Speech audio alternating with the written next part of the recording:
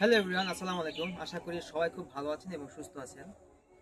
কিছুক্ষণ আগে Facebook scroll করতে করতে আমার সামনে একটা ভিডিও আসে, সেটা হচ্ছে হুট করেই নাকি দুদক থেকে আমাদের শ্রীপুর হসপিটালে একটা কি বলে একটা রেড পড়েছে। তো সেখানে নানান ধরনের যে অনিয়মগুলো আমাদের শ্রীপুর হসপিটালে এতদিন ধরে হচ্ছিল, সেই অনিয়মগুলো দুদকের কাছে ধরা পড়েছে।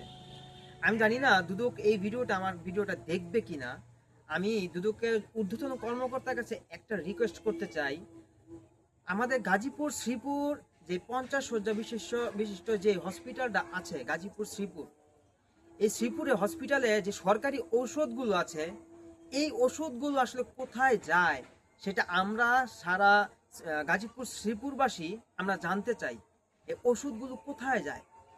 আপনি সকালবেলা যদি কোনো দুদক কর্মকর্তা বা দুদকের কোনো কর্মরত অবস্থায় কোনো অফিসার যদি ছদ্মবেশ অবস্থায় যদি সে আসে এবং এসে সেই যার আমি যে কথাগুলো আছে বলছি ওষুধগুলো কোথায় যায়, এটা যদি একটা সুষ্ঠু একটা তদন্ত করা হয় ছদ্মবেশ অনুযায়ী এসে বা রুগী সেজে এসে, আপনি দেখবেন আমরা যারা গাজীপুর শ্রীপুরবাসী আছি এই হসপিটালে ওষুধ মানে চিকিৎসাধীন অবস্থা আমরা যখন যাই আমরা কোনো ওষুধ কিন্তু পাই না। আমাদেরকে ডক্টর ঠিকই কিন্তু প্রেসক্রিপশন ওষুধ লিখে দেয়, কিন্তু আমরা যখন ওষুধ আনতে যাই ওষুধগুলো কিন্তু আমরা পাই না, কারণ ওনারা বলে ওষুধ নেই। আমি এটা নিয়ে আগেও একটা ভিডিও করেছি, এটা নিয়ে আগেও একটা ভিডিওতে কথা বলেছি যে একজন ডাক্তার সে যখন তার কর্মস্থলে যখন সে ডাক্তারিটা শুরু করে, হসপিটালে যখন সে ডাক্তারি পেশায় নিয়োজিত হয়ে যখন রুগী থাকা শুরু করে, সে কিন্তু জানে যে কোন কোন ওষুধগুলো আমার হসপিটালে আজকে আছে বা আজকে নাই।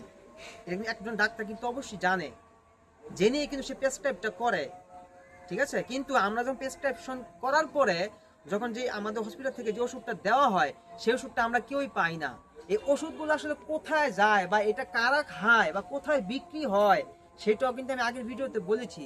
তো আমি চাই যে দুদকের ঊর্ধ্বতন কর্মকর্তা যদি কেউ থাকেন, শ্রীপুরবাসী পক্ষ থেকে ছোট্ট একটা ইনফরমেশন আপনাদেরকে আমি দেই। আপনার ছদ্মবেশে এসে আমাদের গাজীপুর শ্রীপুরে একটু তদন্ত করুন যে আসলে আমি যে মুখে এই ভিডিওটি বানিয়ে যে কথাটা বলছি আসলে কি আমরা শুধু পাই। আমরা প্রতিদিন 100 রোগী যদি একজন ডক্টর দেখে এবং 100টা প্রেসক্রিপশন যদি দেওয়া হয়, তার মধ্য থেকে মাত্র 10 থেকে 15টা মানুষ ওষুধ পায়, যেগুলো ভালো ওষুধ সরকারি তরফ থেকে দেওয়া হয় সাধারণ জনগণকে দেওয়ার জন্য, সেই ওষুধগুলো আমরা পাই না। এটা আমাদের শ্রীপুরবাসীর জন্য খুবই দুঃখজনক একটা ব্যাপার। সবাই ভালো থাকবেন, সুস্থ থাকবেন, আল্লাহ হাফেজ। আর অন্যায়ের প্রতিবাদ করবেন।